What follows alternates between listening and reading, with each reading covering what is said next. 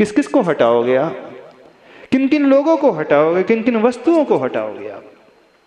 किस किस पर कंट्रोल करोगे? यदि तुम अच्छे से रहोगे तो मुझे गुस्सा नहीं आएगा। आपका क्या कहना है? देखो, मुझसे अच्छे से बात किया करो।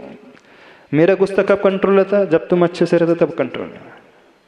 यानी आपका रिमोट उसके हाथ में है ना? कितनी विचित्र बात है। टीवी होती है, टीवी का रिमोट कंट्रोल आपके हाथ में होता है। आप जैसा चाहो घुमा सकते हो, जो चैनल देखना चाहो देख सकते हो, वॉल्यूम कम ज़्यादा कर सकते हो, ब्राइटनेस कम ज़्यादा कर सकते हो, सब कुछ बदल सकते हो। नहीं बदल सकते हो? और आपका रिमोट किसके हाथ में?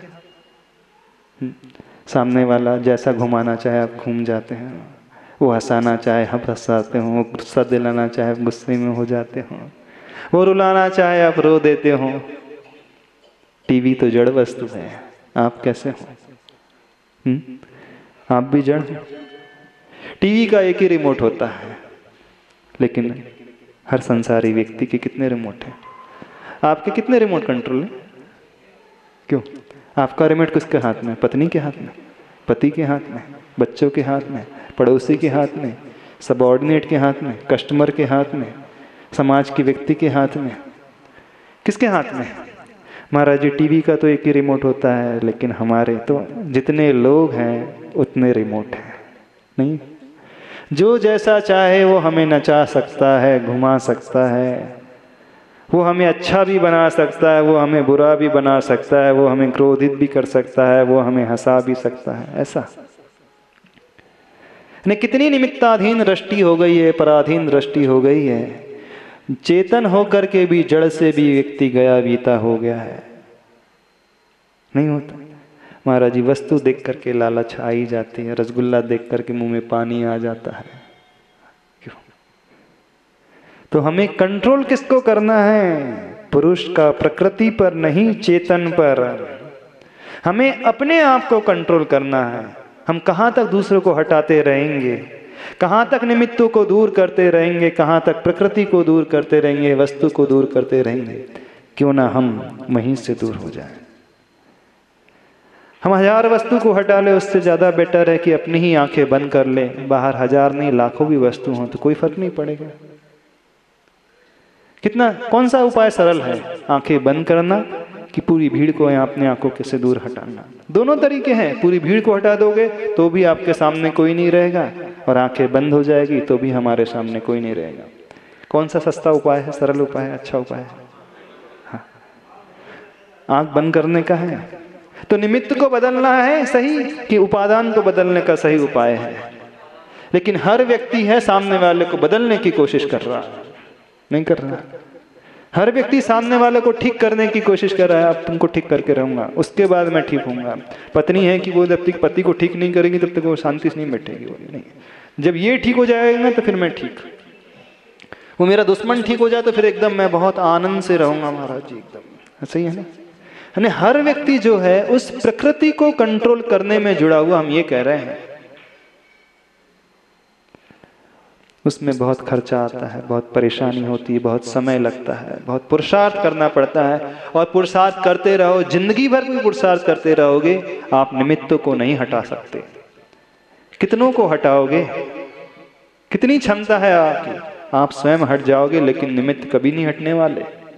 आचार्य भगवान कहते हैं, हमारी दृष्टि जो है निमित्ताधीन नहीं होना चाहिए, पराधीन नहीं, स्वाधीन होना चाहिए, उपादान के अधीन होना चाहिए, यानी स्व के अधीन, अपने अधीन। तो हम पर से नहीं, अपने आप से प्रभावित हैं।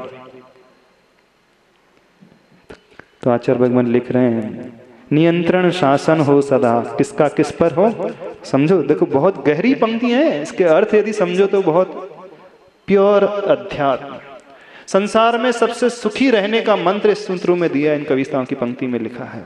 कैसे अपने आप को सामंजस्य बैठाते हुए टेंशन फ्री लाइफ में जीवन बिताना, इसका मंत्र दिया। आप लोग हमारे पास आकर के हमें से पूछते हैं, महाराज जी कोई ऐसा सूत्र दो ना, कोई ऐसा मंत्र दे दो। आचार्य भगवान के पास लोग जाते हैं, ऐसा कोई मंत्र दे दो जिससे परिवार में सुख खुशहाली आ जाए, सुख शांति बने रहे। बहुत तनाव का माहौल रहता है, बहुत टेंशन भरा माहौल घर बार में रहता है। दुकान जाओ तो वहाँ टेंशन, घर में आओ तो टेंशन, बच्चों का, पत्नी का, पड़ोसी का, कस्टमर का, कंपटीशन का ज़माना, कितना टेंशन से भरा हुआ युग है चारों तरफ, सवेरे से शाम लेकर शाम तक। नहीं है तनावग्रस्त जीवन नहीं है आप लोगों का? और उसके शांति के लिए आप गुरुदेव के पास जाते हो, हम लोग के पास आते, एक मंत्र मांगते हो, महाराज जी कोई ऐसा मंत्र बता दो जिससे परिवार में सुख शांति आ जाए, एक ऐसा मंत्र दो, वो मंत्र हम चाहते हैं, बाकी छोड़ दो। तो वो मंत्र आचार्य भगवान इन पंक्ति में दे रहे हैं। इस मंत्र को यदि अपना लो, इस मंत्र को अच्छे से समझ लो, तो जीवन आपका सुख से भर जाएगा, शांति से भर जाएगा, तनाव से ऊपर उठ जाएगा। क्या करना है? दूसरों को नहीं बदलना है, अपने आप को बदलो। तो पुरुष का प्रकृति पर नहीं, चेतन पर, यानी उस आत्मा पर। चेतन का करण पर नहीं, अंतःकरण मन पर शासन। चेतन का करण का अर्थ होता है इंद्रियां। जैसे ही मैं आंख खोलता हूं तो वो दिखता है, और उसको दिखते ही मेरी इच्छा होने लगती है। जैसे ही वो नया मॉडल देखता हूं तो रोज रोज ऐड देखता हूं टीवी में, तो जैसे बच्चे होते ना, चॉकलेट की ऐड देखते हैं तो तुरंत इच्छा होने लगती है उनकी। तो आप बोलते हैं जैसे ही आंख खोलता हूं वो नजर आता है तो दिमाग खराब होता है। तो करण पर नहीं, अंतःकरण यानी मन पर शासन हो। अभी तो हम कह रहे थे इंद्रियां, अपनी आंख को बंद करना, अब दूसरी और सूक्ष्म बात आ रही है, आंखों को भी छोड़ दो। किसको? अंतःकरण, मन में ही विचार ना हो तो कितना अच्छा है। तो शासन किस पे करना है? कुछ लोग इसी को पकड़ करके साधना करते हैं, बोले हम इंद्रियों को कंट्रोल करेंगे। इंद्रियों को कहाँ से कंट्रोल करोगे? पहले मन को कंट्रोल करो। ब्रह्मचर्य की साधना के लिए वो इंद्रियों को कंट्रोल कर लेते हैं। कुछ ऐसे भी हुए हैं जिन्होंने ब्रह्मचर्य की साधना के लिए अपनी आंखें फोड़ ली, बोले देखो कोई मुझे दिखेगा ही नहीं तो मन में वासना ही नहीं जगेगी। उससे नहीं होता है उससे नहीं होता है, कोई दिखेगा ही नहीं तो मन में वासना ही नहीं जगेगी, ऐसा नहीं। करण पर नहीं, शासन किस पर हो? अंतःकरण। अंतःकरण का अर्थ होता है मन पर, यानी मन को संयमित बनाओ तो इंद्रियां खुली भी रहे तो कुछ नहीं होता है। इन्हीं खुली आंखों से आप दुनिया को देखते हैं और इन्हीं खुली आंखों से आचार्य भगवान में दुनिया को देखते हैं। दृश्य वही है, लेकिन आपके मन में विकृति जागृत हो जाती है। उन महापुरुषों के मन में कोई इस प्रकार की विकृति नहीं जागृत होती है। दिखलाई दोनों को दे रहा है। क्यों? आप भी ऐड को देखते हो, बच्चा भी उसी एडवर्टाइज को देखता है, आपको कोई फर्क नहीं पड़ता है। क्यों नहीं पड़ा आपको फर्क? क्योंकि आपने अपने मन को कंट्रोल किया, बच्चे ने मन को कंट्रोल नहीं कर पाया। शासन किस पर करना? सूक्ष्म से और सूक्ष्म में आना है। करण पर नहीं, अंतःकरण मन पर। फिर और कहा, मन का तन पर नहीं, करण गण पर। मन का तन पर नहीं, करण गण, यानी मन को यदि हमें राजा बनाना है, मन मालिक है, तो मन का तन पर नहीं, करण गण पर, यानी इंद्रियों के समूह पर। और करण गण का पर नहीं, तन पर नियंत्रण हो सदा, यानी इन इंद्रियों का अन्य लोगों पर नियंत्रण नहीं, स्व के तन पर, स्व के ही भीतर तन पर नियंत्रण, शासन हो सदा। किंतु तन शासित ही हो। तन का मतलब शरीर, शासित ही हो, यानी तन को निर्देश दो, तुमको यही करना है, तुम्हें रात में भोजन नहीं मिलेगा, तुम्हें रात में पानी नहीं मिलेगा, तुम्हें शासित होकर के ही रहना है। किंतु तन शासित ही हो, किसी का भी वह शासक नियंता न हो, ने अन्य लोगों को गुलाम बना करके न रखे, अन्य लोगों को अपने कंट्रोल में न रखे। क्यों? भोग्य होने से। क्योंकि तन जो है वो भोगने के योग्य है, वो भोक्ता नहीं है, वो स्वामी नहीं है, वो डिसीजन मेकर नहीं है, वो निर्णायक नहीं है, वो मालिक नहीं है। और सर्वे सर्वा शासक हो पुरुष, यानी सब मेन जो होता है पुरुष है ने आत्मा। गुणों का समूह गुणी संवेदक भोक्ता होने से, एक आत्मा ही डिसीजन मेकर है, कंट्रोलर है, आत्मा ही निर्णायक है, और वह गुणों का समूह है, यानी आत्मा जो है गुणी है।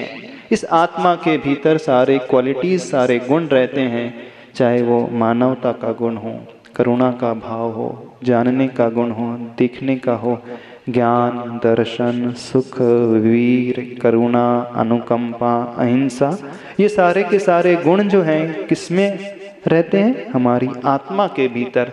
तो आत्मा मालिक है और वह गुण उसके अंडर रहते हैं। संवेदक भोक्ता होने से, यानी संवेदन करने वाली हमारी आत्मा है।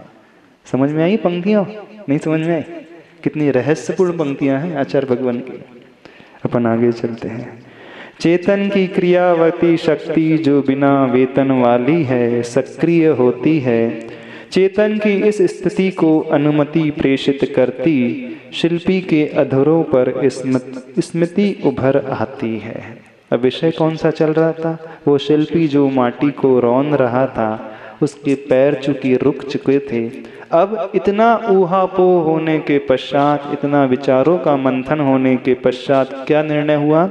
चेतन की क्रियावती शक्ति, यानी जो भीतर हमारी शक्ति है, पावर है, वीर है, उत्साह है, वो जो बिना वेतन वाली है, सक्रिय होती है। हर एक चेतन के पास, हर एक आत्मा के पास, हर एक व्यक्ति के पास वह शक्ति है, लेकिन प्राय आपकी शक्ति निष्क्रिय पड़ी है, इनएक्टिव मोड में। एक्टिव मोड में नहीं है, पैसिव मोड में है ना। दो मोड होते हैं, एक एक्टिव मोड होता है और एक पैसिव मोड होता है। जैसे इंग्लिश ग्रामर में एक एक्टिव वॉइस होता है और एक पैसिव वॉइस होता है। तो आपकी शक्ति एक्टिव मोड में है कि पैसिव मोड में? सबकी शक्ति जो है पैसिव मोड में ही ऐसी लगता है, निष्क्रिय पड़ी है, कोई उपयोग नहीं होता है। क्षमता बहुत है हर एक के भीतर, कोई भी यहाँ पर क्षमता से रहित नहीं, कैपेसिटी से रहित नहीं है, लेकिन अपनी कैपेसिटी का कोई उपयोग ही नहीं करते, शक्ति का कोई उपयोग ही नहीं करते। करते तो हैं पैसे कमाने में, खाने में, पीने में, घूमने में, सोने में, गुस्सा करने में, हाँ, ईगो में नहीं करते। उसमें तो करते अपनी शक्ति का प्रयोग ना।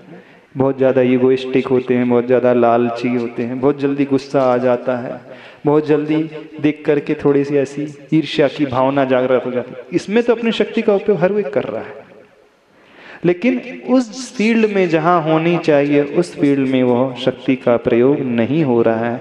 वहाँ तो वो चेतन आत्मा निष्क्रिय बनी है, उस फील्ड में तो वो पैसिव मोड में ही सो रही है, सुषुप्त है, जागृत नहीं है। तो चेतन की क्रियावती शक्ति जो बिना वेतन वाली है, सक्रिय होती है। चेतन की इस स्थिति को अनुमति प्रेषित करती, शिल्पी के अधरों पर स्मृति उभर आती है, यानी उसके चेहरे पर मुस्कान उभर करके आ जाती है। उसकी आत्मा अब अनुमति दे रही है शिल्पी को कि कोई परेशानी नहीं, आप मिट्टी को रौंद सकते हो, क्योंकि आपका अभिप्राय उस माटी माँ को रौंदना नहीं बल्कि कुंभ बनाना है, उसका निर्माण करना है, उसे आकार देना है, उसको शीतलता प्रदान करना है। इंटेंशन अच्छा है तो रौंदने में भी कोई बाधा नहीं है। जैसे आपका इंटेंशन अच्छा होता है तो आप बच्चे के ऊपर हाथ भी उठा देते हो, नहीं? उद्देश्य अच्छा होता है, गलत राह पर न बढ़े इस कारण आप डांटते भी हो, इवन मारती भी हो। नहीं मार देते? माँ मारती भी है, अपनी ही संतान को मारती है, पीड़ा नहीं होती? क्यों? पिता अपने ही बेटे को मार देता है, झापड़ मार देता है, पीड़ा नहीं होती? पीड़ा तो होती है, लेकिन अभिप्राय क्या है? यदि ये मार नहीं पड़ेगी तो वो और गलत रास्ते पर बढ़ सकता है, भविष्य इसका और बिगड़ सकता है। इस उद्देश्य को ध्यान रखते हुए आप कठोर भी हो जाते हो, अपनी ही संतान को, अपने ही खून को आप डांटते भी हो, मारते भी हो और रौंद भी देते हो। तो करते हो कि नहीं? तो कोई व्यक्ति यदि देखे कि देखो छोटे से बच्चे को मारा जा रहा है, कितनी निष्ठुरता है आपके भीतर, कितने क्रूर परिणामी हैं आप, कैसा लगेगा? सामने वाला वो क्रूरता को देख रहा है, लेकिन आप उस अभिप्राय को देख रहे हैं। बस इसी अभिप्राय को ध्यान में रखकर वो चेतन आत्मा उसकी शिल्पी की उसे अनुमति देती है। शिल्पी के अधरों पर स्मृति उभर, अपने मुस्कान जो है उभर करके आ जाती है। उपयोग का अंतरंग ही रंगीन ढंग वो योगों में रंग लाता है। शिल्पी के अंग अंग चालक से चालित यंत्र संचालित होते हैं। और सर्वप्रथम शिल्पी का दाहिना चरण मंगलाचरण करता है। शनह शनह ऊपर उठता हुआ फिर माटी के माथे पर उतरता है। चंद्रमा की चांदनी को तरसती चतुरी चकवी सम शिल्पन चरण का स्वागत करती माटी अपना माथा ऊपर उठाती हुई। अभी तो सरल पंक्तियां हैं। जब शिल्पी को परमिशन मिल गई तो माटी भी एकदम प्रसन्न होकर के अब यात्रा यहाँ से और आगे बढ़ना प्रारंभ करती है। कौन सी यात्रा? वह कुंभकार उस माटी को अब रौंदना शुरू कर देता है। उसी बात को आचार्य भगवान लिख रहे हैं। यदि जिंदगी में किसी को रूप देना हो, आकार देना हो, प्रकार देना हो, सुंदरता देना हो, कभी कभी कठोरता भी अपनाना होता है। नहीं होता? बिल्कुल। और अपनाना भी चाहिए। तो समझना वो मित्र है, नहीं तो वो शत्रु है। और वही कठोरता का वातावरण यहाँ पैदा हो रहा है। उपयोग का अंतरंग ही रंगीन ढंग वो योगों में रंग लाता है। योगों में रंग लाता है मतलब जो मन की क्रिया, वचन की क्रिया और काय की क्रिया। शिल्पी के अंग अंग चालक से चालित यंत्र सम संचालित होते हैं। मानो उसका शरीर, उसके अंग और एक एक उपांग शरीर न होकर के किसी मशीनरी के पार्ट्स हो गए हैं, यंत्र के पार्ट्स हो गए हैं। चालक से चालित यंत्र सम संचालित होते हैं। और सर्वप्रथम शिल्पी का दाहिना चरण मंगलाचरण करता है ना, दाहिना पैर ऊपर उठता है। शनह शनह ने धीरे धीरे ऊपर उठता हुआ फिर माटी के माथे पर उतरता है ना, उसके माथे के ऊपर पैर रखता है। चंद्रमा की चांदनी को तरसती चतुरी चकवी सम, जैसे चंद्रमा की चांदनी को तरसती है। चकवा एक पक्षी होता है, चकवा चकवी, वह चांदनी के लिए तरसती है। ऐसे ही वह माटी तरस रही थी। किसके लिए? शिल्पन चरण का स्वागत करती हुई। वो माटी उस शिल्पी के चरणों को स्वागत करती हुई अपना माथा ऊपर उठाती है। ऊपरिल नीचे की ओर, निचली ऊपर की ओर, झटपट झटपट सी उल्टी पलटी जाती माटी। यानी वह ऊपर की नीचे आ रही है माटी, नीचे की माटी ऊपर जा रही है। जैसे आप आटा गूंधते हो वैसे ही वह माटी गूंध रहा है और वह लौंदा बना करके तैयारी कर रहा है।